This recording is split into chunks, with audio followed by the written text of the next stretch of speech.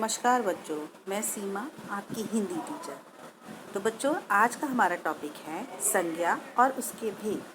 सबसे पहले हम समझेंगे कि संज्ञा क्या है। संज्ञा किसी व्यक्ति, प्राणी, वस्तु, स्थान अथवा भाव के नाम को संज्ञा कहते हैं। जैसे श्याम, दिल्ली, आम, मिठास, गाय।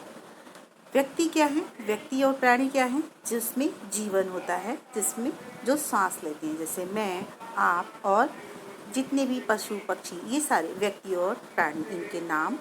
वस्तु यानी कि चीज़ें, मैन मेड थिंग्स यानी कि जिसको मनुष्य ने बनाया है, जैसे पंखा, किताब, मोबाइल, ये शब्द जो हैं, ये भी इनके नाम जो हैं, ये भी संज्ञा है। स्थान जैसे कि घर, स्कूल, मोहल्ला, पार्क, शहर, ये सारे जो हैं ये स्थान के अंतर्गत आते हैं। इनके नाम भी संज्ञा ही होते हैं। और भाव भाव जो होते हैं जिनको हम फेस से फील करते हैं, जैसे कि बचपन, मिठास, इसको हम फील करते हैं। खटास, ये शब्द जो हैं, इन शब्दों को सिर्फ हम फील कर सकते हैं, इनका कोई स्वरूप नहीं होता। तो वो आते हैं भाव के अंतर्गत, और वो नाम भी क्या होते हैं? संज्ञा। यानी कि किसी भी चीज़ का अगर हम जानें, देखें, तो पूरी दुनिया में जितनी भी चीज़ें हैं उसका उनके नाम जो हैं वही संज्ञा है। बच्चों, अब हम जानेंगे कि संज्ञा के कितने भेद हैं। संज्ञा के मुख्यतः 3 भेद होते हैं: व्यक्तिवाचक संज्ञा, जातिवाचक संज्ञा और भाववाचक संज्ञा। सबसे पहले हम जानेंगे कि व्यक्तिवाचक संज्ञा क्या है। तो बच्चों, व्यक्तिवाचक संज्ञा जिसमें जो व्यक्ति है या वस्तु या स्थान उसका विशेष होने का बोध कराता है। जैसे अगर मैं कहूँ राम, तो राम क्या है? एक व्यक्ति है, ठीक है, उस व्यक्ति का नाम है। तो ये नाम जो है एक विशेष है, यानी कि मनुष्य जाति में ये उस व्यक्ति का एक विशेष नाम है राम। तो ये हो जाएगा व्यक्तिवाचक संज्ञा। अब हम पढ़ेंगे जैसे टेबल, कुर्सी। तो हमारे बैठने की जो साधन है उसमें टेबल यानी कि मेज, कुर्सी, ये शब्द जो है ये सारे व्यक्तिवाचक संज्ञा में आएंगे। किसी भी पुस्तक का विशेष नाम, जैसे कि रामायण, महाभारत, गीता, ये भी व्यक्तिवाचक संज्ञा में ही आएंगे। शहर का नाम, नदियों के नाम, पर्वतों के नाम, इनकी जो नाम होते हैं वो सारे व्यक्तिवाचक संज्ञा में ही आएंगे। अब बच्चों, हम पढ़ेंगे जातिवाचक संज्ञा। अब इसको पढ़ाते समय मैं आपको ये भी बताऊंगी कि व्यक्तिवाचक और जातिवाचक में क्या अंतर है। तो बच्चों, जातिवाचक जो है वो उसमें वह शब्द आते हैं जो कि पूरी जाति, संज्ञा की पूरी जाति का बोध कराते हैं। जैसे कि अगर हम बोले नदी, तो नदी में बहुत सारी नदियाँ आ जाती हैं। जैसे गंगा नदी भी है, सरस्वती है, यमुना, ये सारी नदियाँ इसके अंतर्गत आ जाएंगी। अगर हम बोलेंगे गंगा, तो वो आ जाएगा व्यक्तिवाचक संज्ञा में। अगर हम बोलेंगे नदी, तो वो शब्द आएगा जातिवाचक में। ऐसे ही अगर हम बोलेंगे लड़का, तो वो आ जाएगा जातिवाचक संज्ञा में। और अगर हम बोलेंगे रोहन, तो वो आ जाएगा व्यक्ति, क्योंकि उस लड़के का नाम है रोहन।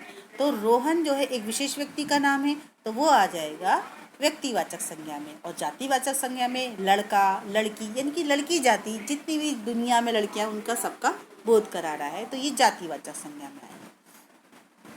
बच्चों, इसी जातिवाचक संज्ञा के अंतर्गत 2 संज्ञाएं और आती हैं: द्रव्यवाचक संज्ञा और समूहवाचक संज्ञा। कहीं कहीं पर हम इन संज्ञाओं को, द्रव्यवाचक और समूहवाचक को, आप अलग भी देखेंगे, परंतु ये जातिवाचक संज्ञा के अंतर्गत ही आती हैं, द्रव्यवाचक और समूहवाचक। द्रव्यवाचक, अब सबसे पहले हम जानेंगे द्रव्यवाचक संज्ञा क्या है। द्रव्यवाचक संज्ञा, इसमें किसी धातु, द्रव्य, सामग्री और पदार्थ आदि का बोध होता है, उसे द्रव्यवाचक संज्ञा कहते हैं। जैसे गेहूं, ये भोजन बनाने की जितनी सामग्री हैं वो सारी द्रव्यवाचक संज्ञा में आती हैं। भोजन बनाने की सामग्री जैसे कि गेहूं, चावल, दाल, ये शब्द सारे द्रव्यवाचक संज्ञा में आते हैं। घी, है ना, और इसी तरह से दूध, ये भी द्रव्यवाचक संज्ञा में आएगा। इसी तरह से पदार्थ जो कि हमें प्रकृति से बिल्कुल ऐसे ही मिले हैं, प्रकृति से जो चीज़ें मिली हैं, सोना, चांदी, है ना। तो ये सारे जो हैं ये द्रव्यवाचक संज्ञा के अंतर्गत आते हैं। जैसे ऊन है ना, तो ये है ऊन। तो ऊन जो है वो कपास से बनती है ना। तो ये एक सामग्री है, वस्त्र बनाने की सामग्री है। ऊन, कपास, सूत, है ना। ये शब्द जो है वो द्रव्यवाचक संज्ञा में आएंगे। अब नेक्स्ट है समूहवाचक संज्ञा। तो बच्चों समूहवाचक, इसको कहीं कहीं समुच्चयवाचक या कहीं कहीं इसको समुदायवाचक संज्ञा भी बोलते हैं। इसमें ये जो शब्द होते हैं, इन शब्द को सुनकर ही आपको पता लगेगा कि ये एक से ज़्यादा होंगे। जैसे इसमें किसी एक, जैसे मैं एक शब्द बोलती हूँ भीड़, तो भीड़ किसी एक व्यक्ति से तो होगी नहीं, है ना। भीड़ में ज़्यादा व्यक्ति होंगे तभी ये शब्द हमने प्रयोग करा भीड़, है ना। तो गुच्छा, जैसे अंगूर अगर मैं बोलूँगी तो एक अंगूर की बात होती है, और अगर मैं बोलती हूँ गुच्छा, तो इस शब्द से आपको माइंड में इमेजिन हो सकता है कि देखो चाबी का अगर गुच्छा होगा तो उसमें बहुत सारी चाबियाँ होंगी, है ना। अंगूर का गुच्छा, गुच्छे में बहुत सारे अंगूर होंगे तभी वो गुच्छा कहलाएगा। इसी तरह से सेना, पुलिस, आयोग, परिवार एक व्यक्ति से नहीं बनता, परिवार में बहुत सारे व्यक्ति होते हैं, दादा नानी चाची मामी, है ना, परिवार। तो ये शब्द जो होते हैं जिनसे हमें समूह का बोध होता है, जिन शब्दों को पढ़कर हमें बोध होता है कि यहाँ एक से ज़्यादा चीज़ें होंगी, तो वो आ जाता है समूहवाचक संज्ञा में। अब नेक्स्ट और लास्ट टॉपिक है हमारा भाववाचक संज्ञा।